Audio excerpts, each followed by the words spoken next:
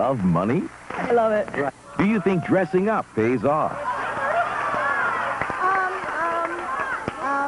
Then get ready for the all-new Let's Make a Deal. Weekdays at 3:30, KIRO TV has got the touch for some fast wheeling and dealing. Join Monty Hall for a venture in some risky business and cash in on a fun-filled afternoon with the all-new Let's Make a Deal. Weekdays at 3:30 on KIRO TV, Channel 7.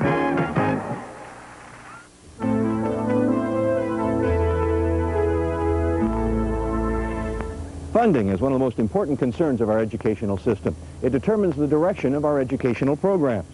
Hello, I'm Gary Justice. The Washington legislature has been asked to increase the amount of money that a school district can raise by levy. The state currently allows a levy to raise funds equaling 10% of the money that a school district gets from the state. But many districts say that's not enough, that they rely heavily on the funding, that some educational programs suffer because of tight budgeting. So educators want the limit on levy funds raised to 15%. The reason for the limit was to ensure a standard level of education among all districts. But the current limit is actually hurting some districts, they say, with a real need for money. The new limit was seen as a more realistic one, and the increase could mean the difference between offering a class or canceling it. This is one of the educational issues that our legislature will be looking at next year.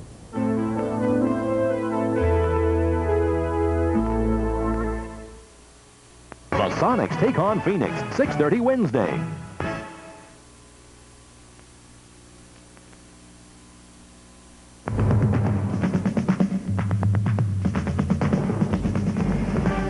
Now, KIRO Eyewitness News, the news specialist. With John Marler, Susan Hutchison, Wayne Cody Sports, Harry Wampler Weather. Live from the newsroom in Seattle, KIRO Eyewitness News Update.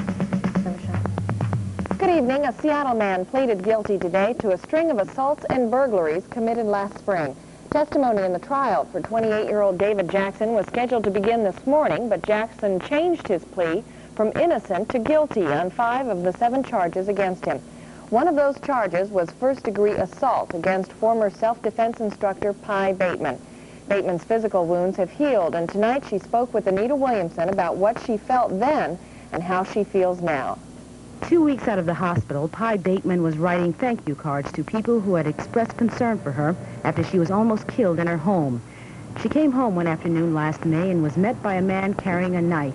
The man forced her into the kitchen, slashed her repeatedly, ransacked the house, and left Pi bleeding on the floor. She almost died from the attack.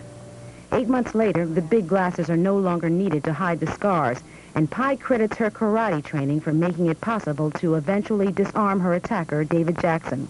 But she says at the time, she did have another choice. Well, you know, we fought right through my kitchen, which was in about the same shape as it is now. As a matter of fact, I think I had that knife that's on the cutting board was right on the cutting board, and all of those were there, and I never went for one of those to go after him. Bateman's actions are in sharp contrast to Bernard Goetz, the so-called New York subway vigilante, who shot 4 teenagers who allegedly tried to mug him. Goetz returned to New York a hero. Half of the New Yorkers questioned stand behind his actions, but even though she could have avenged her attacker, Bateman says it never crossed her mind. There's something so outside of my reality that would make it possible for a person to do that I can't see myself ever doing it. I don't know. I don't know what went on in his life that made him be the kind of person who could hurt people the way he did.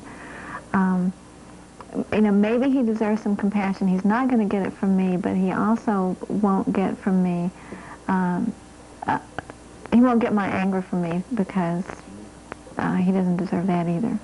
Bateman plans on going back to work in a couple of weeks.